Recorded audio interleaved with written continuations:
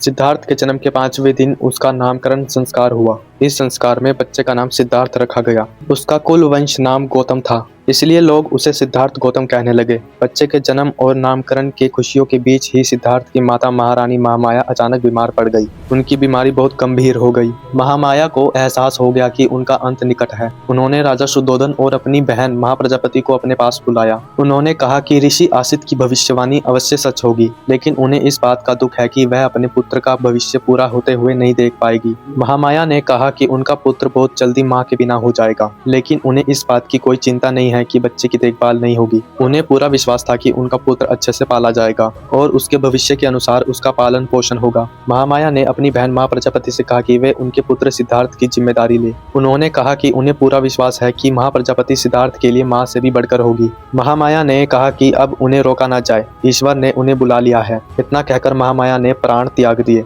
राजा शुद्धोधन और महाप्रजापति दोनों बहुत दुखी हुए और फूट फूट कर रोने लगे। जब सिद्धार्थ की मां का निधन हुआ तब सिद्धार्थ केवल 7 दिन के थे। सिद्धार्थ का एक छोटा भाई था जिसका नाम नंद था। नंद राजा शुद्धोधन और महाप्रजापति के पुत्र थे। सिद्धार्थ के कई चचेरे भाई थे, महानाम और अनुरुद्ध उनके चाचा शुक्लोदन के पुत्र, आनंद उनके चाचा अमितोदन के पुत्र, देवदत्त उनकी बुआ अमिता के पुत्र। महानाम सिद्धार्थ से बड़े थे और आनंद छोटे थे। सिद्धार्थ अपने भाइयों और चचेरे भाइयों के साथ ही बड़े हुए और उन्हीं के साथ उनका बचपन बीता। जब सिद्धार्थ चलने और बोलने लगे तब शाक्य वंश के बुजुर्ग लोग इकट्ठा हुए। उन्होंने राजा शुद्धोधन से कहा कि परंपरा के अनुसार बच्चे को गांव की देवी अभ्या के मंदिर ले जाया जाए। राजा शुद्धोधन ने उनकी बात मान ली। उन्होंने मां प्रजापति से कहा कि वे सिद्धार्थ को अच्छे कपड़े पहनाएं और तैयार करें। जब मां प्रजापति सिद्धार्थ को कपड़े पहना रही थी तब नन्हे सिद्धार्थ ने बहुत मीठी आवाज में पूछा कि उन्हें कहाँ ले जाया जा रहा है। जब उन्हें पता चला कि उन्हें मंदिर ले जाया जा रहा है तो वह मुस्कुराए। हालांकि यह सब उन्होंने शाक्य वंश की परंपरा का पालन करते हुए किया। 8 वर्ष की उम्र में सिद्धार्थ की पढ़ाई शुरू हुई।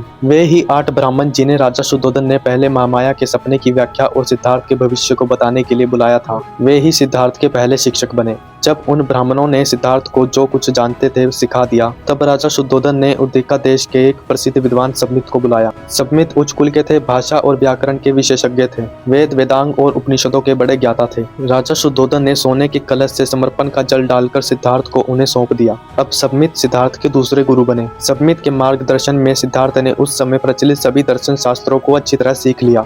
इसके अलावा सिद्धार्थ ने ध्यान और एकाग्रता का विज्ञान भी सीखा। यह शिक्षा उन्हें भारद्वाज नामक गुरु से मिली जो अलार कलाम के शिष्य थे। भारद्वाज का आश्रम कपिलवस्तु में था।